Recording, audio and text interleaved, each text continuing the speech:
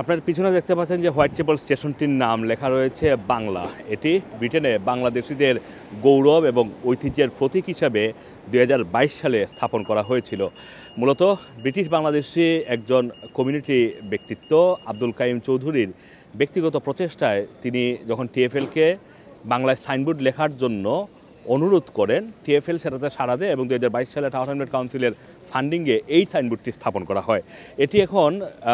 মূলত আলোচনায় উঠে এসেছে, কারণ ইলন মাস্ক, বিশ্বের সবচেয়ে বড় টেক জায়ান্ট, সেই ইলন মাস্ক এই সাইনবোর্ডটির অপসারণের পক্ষে যেই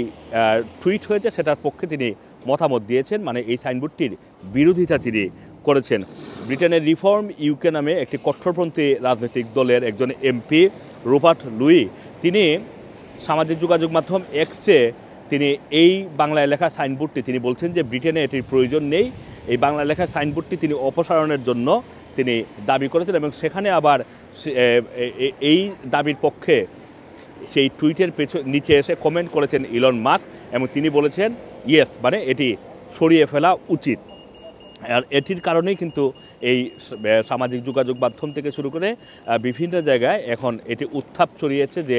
এই সাইনবোর্ডটি অপসারণের পক্ষে এই রুপার্ট লুই, যিনি রিফর্ম ইউকের একজন এমপি, এবং তার পক্ষে মতামত দিয়েছেন ইলন মাস্ক। আপনারা জানেন যে শুধুমাত্র এই টাওয়ার হ্যামলেট কাউন্সিলের এই হোয়াইট চ্যাপেল স্টেশনটির নাম যে বাংলা লেখা রয়েছে সেটা নয়,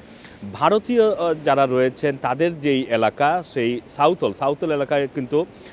সেখানকার স্থানীয় যে রেল স্টেশন, সেই রেল স্টেশনেও কিন্তু হিন্দিতে লেখা রয়েছে এবং সেটার ধারণা থেকেই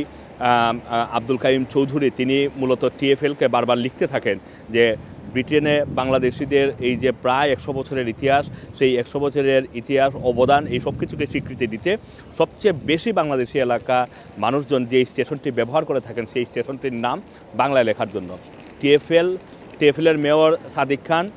সেটার পক্ষে তিনি তার অবস্থান পরিষ্কার করেন এবং সেটি তারা অনুমোদন দেয়। আজকেও সকালে একটি বাংলায় একটি স্ট্যাটাস দিয়েছিলেন তার সামাজিক যোগাযোগ মাধ্যমে মেয়র সাদিক খান এবং তিনি বলছিলেন যে লন্ডন হচ্ছে সবার, অতীতেও ছিল, ভবিষ্যতেও থাকবে এবং ধারণা করা হচ্ছে যে ইলন মাস্ক এই যে বাংলায় লেখা হোয়াইট চ্যাপেল স্টেশনটির নাম সেটার যে বিরোধিতা করেছেন সেটার বিরুদ্ধে গিয়ে মেয়র সাদিক খান হয়তো এই স্ট্যাটাসটি দিয়েছিলেন, যদিও কিছু সময়ের পরে আবার এই স্ট্যাটাসটি ডিলিট করে ফেলা হয়। আমরা জানি না আসলে এটা কেন ডিলিট করা হয়েছে। তো এই হোয়াইট চ্যাপেল স্টেশনটির নাম ডিলিট করার ব্যাপারে রিফর্ম ইউকে যে মতামতটি দিয়েছে, দেখা যাক স্থানীয় কাউন্সিল